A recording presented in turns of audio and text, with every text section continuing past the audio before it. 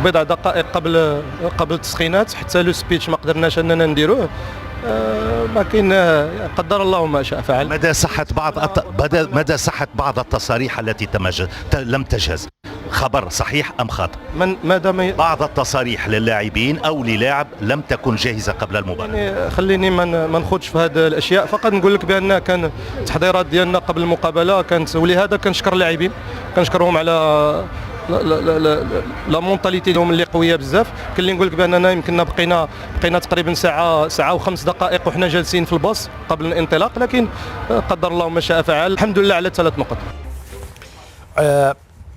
مصدر مسؤول في اللجنه المنظمه لبطوله كاس العرب يعقب على كلام الكابتن ويقول هناك 2 من اللاعبين اللي موجودين في القائمة الرئيسية للفريق اللي هم الكابتن مروان لوداني وطارق تيسولي، وصلوا إلى الدوحة بشكل منفرد بين قوسين وبدون علم اللجنة، ودخلوا قطر عن طريق حصولهم على فيزا سياحية وليس عن طريق تطبيق هيئة.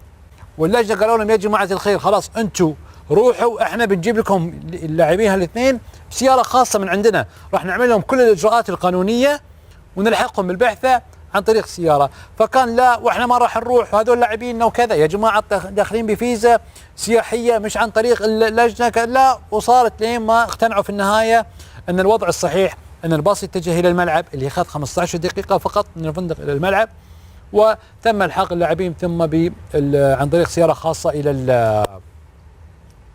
الملعب بعد ما تم استخراجهم كل الاجراءات القانونيه اللي تسمح لهم ان يلعبون المباراه امام جزر القمر.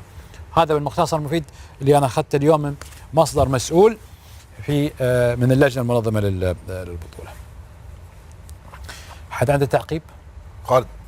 لا، هو فقط كل ما قلته فهو صحيح، لان احنا كنا في الملعب اكتشفنا على ان حتى المنتخب الوطني واللاعيبه عشان يدخلوا الى ارضيه الملعب لاجراء عمليه الاحماء تاخرت بشكل كبير وغير عادي، حتى ان المدرب صرح انه لم يتحدث مع اللاعبين في مستودع الملابس نظرا لضيق الوقت ونظرا لهذا التاخر الخارج عن اراده لا اللجنه المنظمه ولا حتى اللاعبين وحتى البعثه، خاصه ان البعثه كانت تريد اخذ اللاعبين معها لأنها كانت ضمن التشكيلة الرسمية التي ستلعب. نعم، وعلى فكرة هو سجل هدف.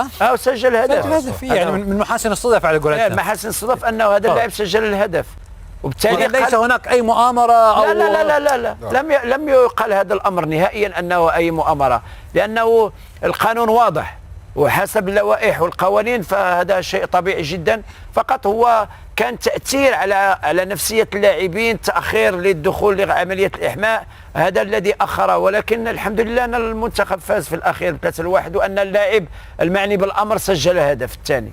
خالد، الجهاز الإداري هو يتحمل المسؤولية هاي كاملة.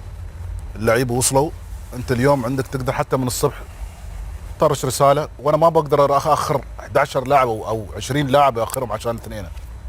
المفروض كان الإداري يجهز هاي الأمور كلها بدري، واليوم البطولة واضحة، إجراءات جدا يعني مضبوطة ورسمية نعم. ومنظمة، ما فيها البطولة احنا نسمع، حتى سمعنا من اخواننا